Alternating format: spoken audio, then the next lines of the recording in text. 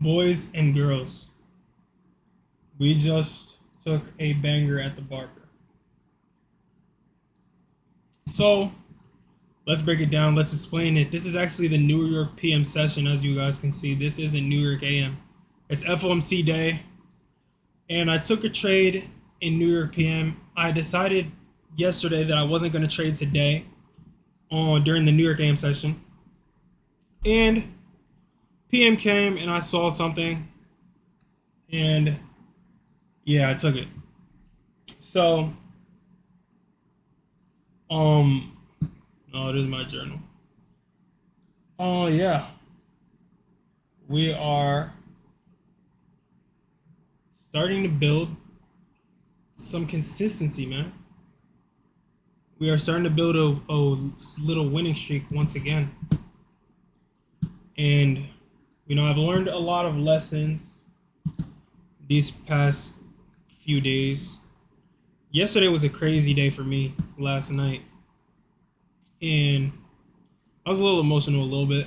But I just woke up today with, just demotivated. You know what I'm saying? Just no motivation. But I stuck to my process. I stuck to my habits. And I stuck to what I know got me this far, and what I know what will get me to the next level, right? Stuck to my good habits and was patient, listened to myself. And today I took a good trade. So we're going to go over it. Now, New York AM, we dumped, right? We took our previous day low. And on ES, I'll switch it over for you guys and show y'all. But we actually took a draw that I've been looking at for weeks now. Literally for weeks since June, bro. Monday 29th June. So there was a weekly wickless candle. If you go to the weekly time frame, the candle was wickless. And that is a really strong draw because every candle, there's a lot of liquidity resting there because every candle should have a wick, especially on a weekly one. That's a target that you want to see happen. And so that's why I've been bearish on a high time frame for all this time. Now on ES, I want to see it sweep out this low, maybe this one before we reject back up, push back up into the range, maybe into all-time highs, whatever. We're going to be bullish from that point on. But we took out this, and I wasn't really paying attention to New York AM. I'm going to be completely honest because I told myself yesterday that I wasn't going to trade it. So I didn't look at it, right? But also this is why my high time frame bias is kind of going higher because we have a monthly gap right here. We just touched the bottom one, and we can definitely, let me see where we're at. Maybe we can hit equilibrium, right? That's what I'm thinking. That's what I'm thinking on the high time frame. We can hit equilibrium and then reject higher. And on ES, I think ES can come down, sweep out these lows, maybe touch the monthly gap, and then that's when we're going to start coming higher. After ES sweeps out a lower too.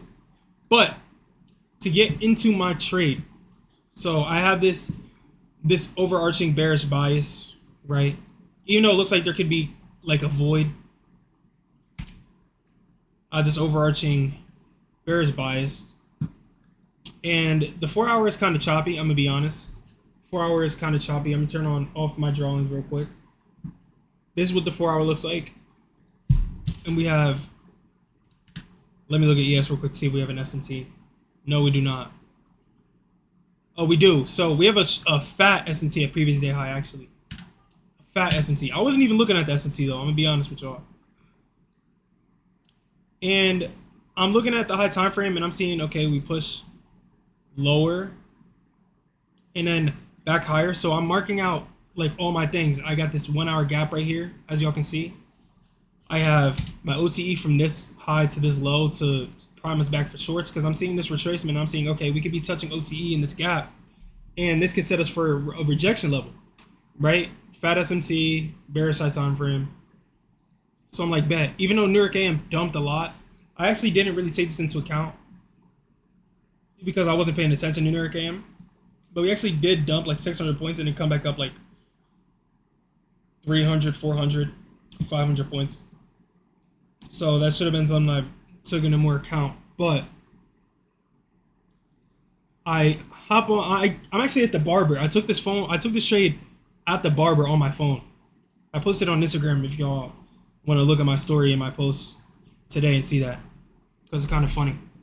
But New York PM comes up, and this is when FOMC drops right on 2, and then another increment drops at 2:30. So I marked this out, and I'm paying attention to these levels. I hit the barber at 2, so I open my phone. I'm like, oh shit, I forgot FOMC. Let me just look at the market real quick. I just take a peek, and I'm like, and then I mark out these levels. I mark out the levels that I just talked about, and I'm like, hold on.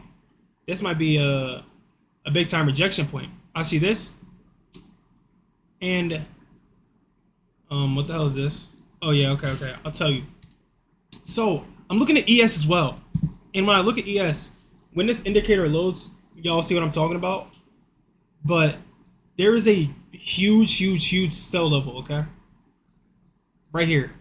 On the 15-minute, bro, on the 5-minute, there's 826, and on the 15-minute, there's 1252, brother. And also, this is a data candle, so the low is a target. So I'm like, yo, the high swept out instantly. I'm like, bro, there is no possible way in the world that we don't reject from all these levels. Look at all these resting sell orders up here. Holy rejection level, bro. Well, actually, I'm not. This kind of blasphemous. I'm not gonna say that, but sorry.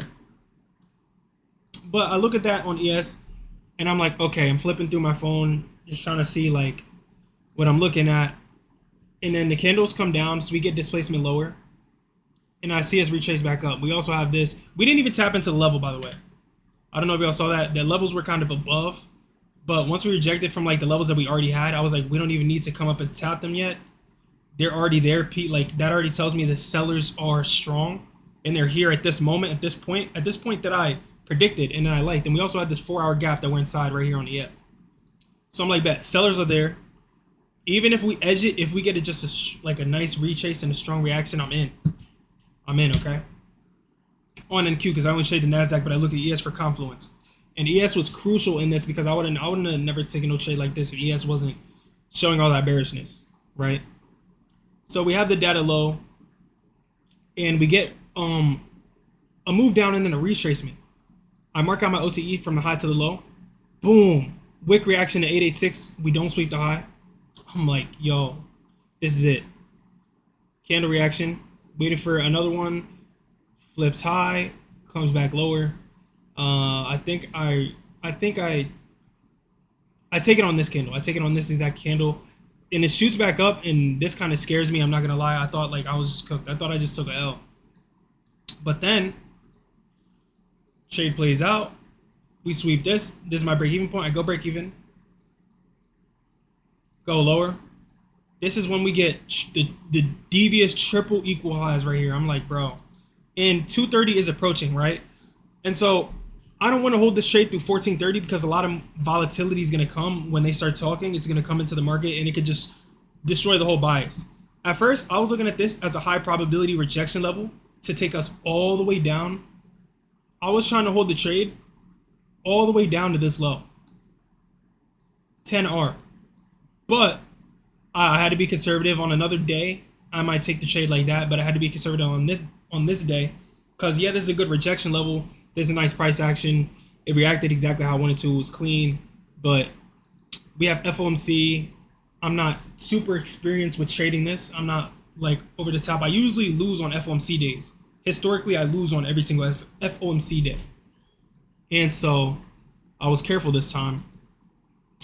And, you know, I decided not to hold because obviously the volatility that comes in can just shoot us upward and just change the bias. So set my TP to here, and I trail my stop once we get these devious equal highs.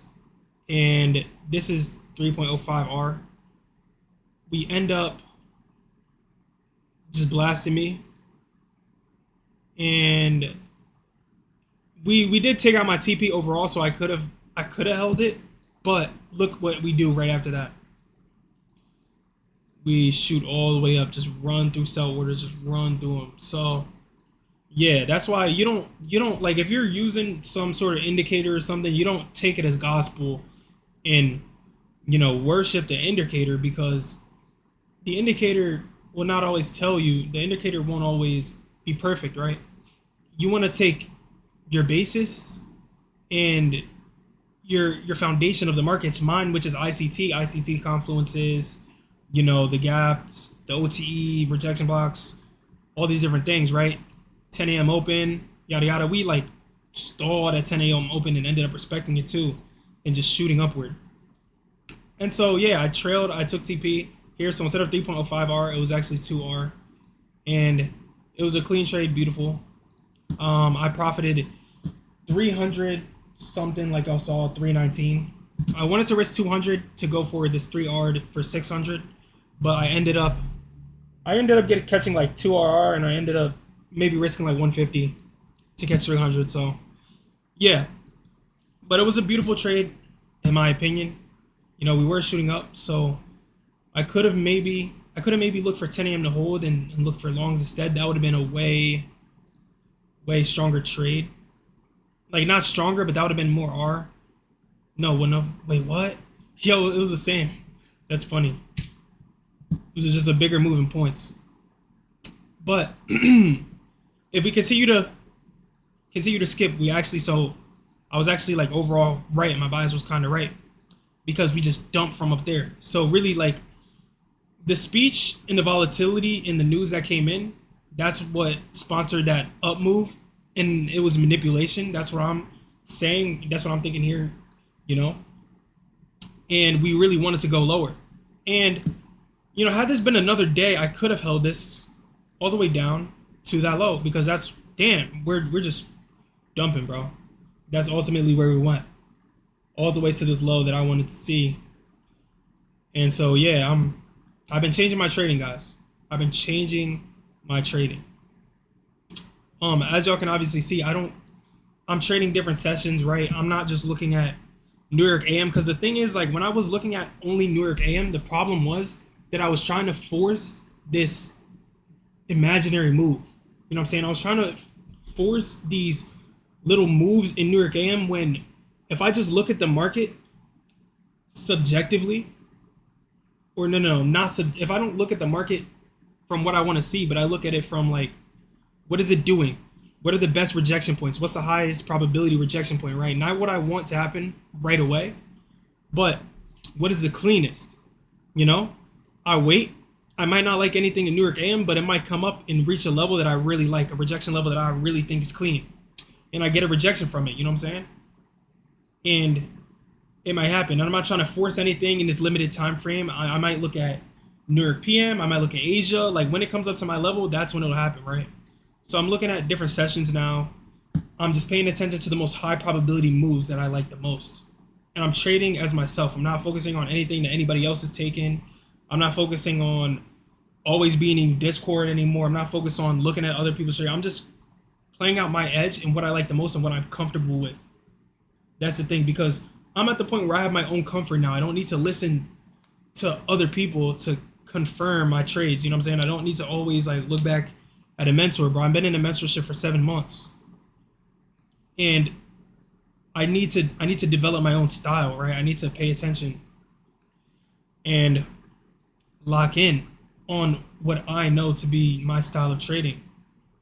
And what was I gonna say? I like high probability, high time frame continuations, right?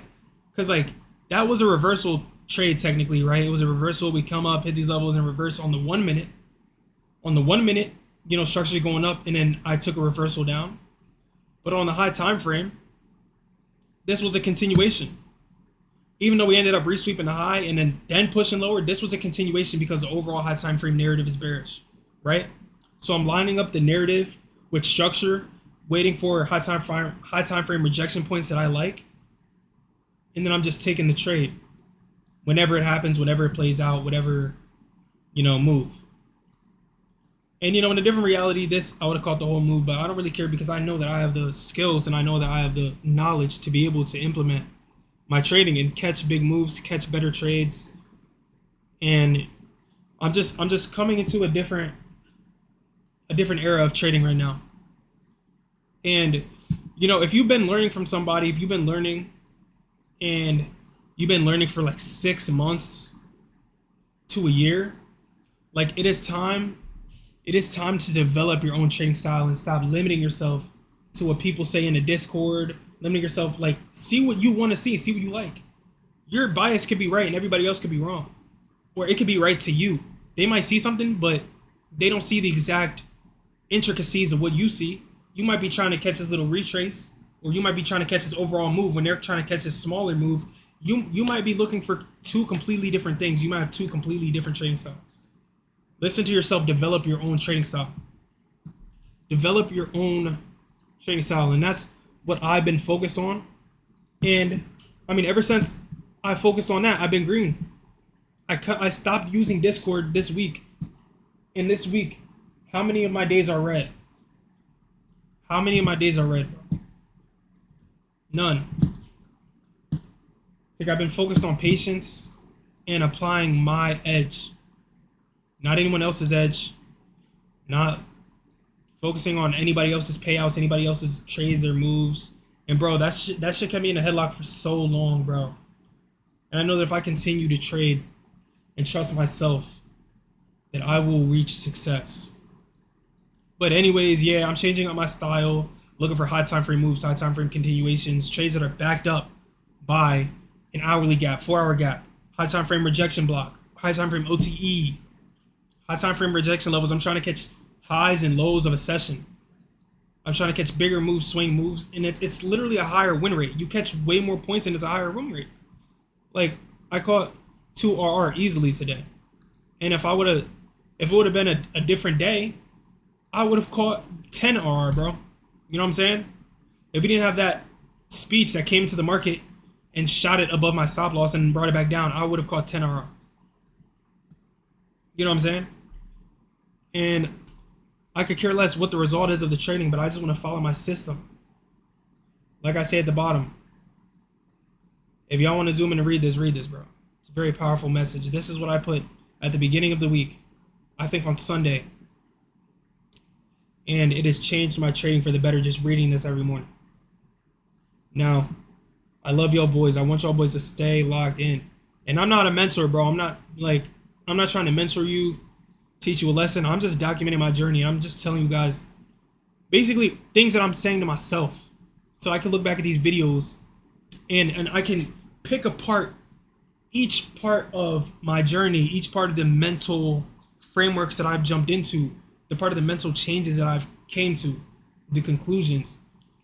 And I can track them down to a science, right? A data, a lesson, a singular lesson, like,